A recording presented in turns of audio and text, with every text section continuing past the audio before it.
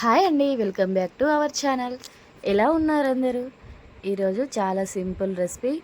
Morning బ్రేక్ఫాస్ట్కైనా evening స్నాక్స్కైనా ఇలా చేసుకున్నారంటే చాలా బాగుంటుంది. పిల్లలు మాత్రం భలే ఇష్టంగా తింటారు. మీరు కూడా ఒకసారి ట్రై చేయండి.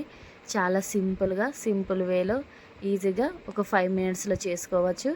ఇలా బ్రెడ్ తీసుకోండి, ఒక బౌల్ తీసుకొని ఒక 2 ఎగ్స్ని కొట్టేసుకోండి.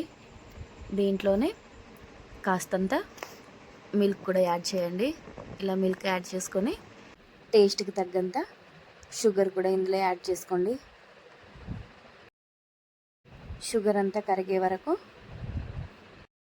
మిక్స్ చేసుకొని ఒక 5 నిమిషాల పాటు పక్కకు పెట్టుకోండి.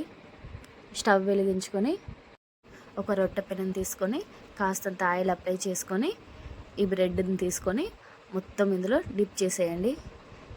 ఇలా మొత్తం మునిగేంత వరకు 4 మూలలుగా డిప్ చేసుకొని ఆయిల్ కాస్తంత హీట్ కాగానే దానిపైన వేసుకొని 2 సైడ్లుగా కాల్చుకోండి. ఒక సైడ్ కాలిన తర్వాత ఒక సైడ్ 1 మినిట్ పడుతుంది కాలడానికి హైలో పెడితే.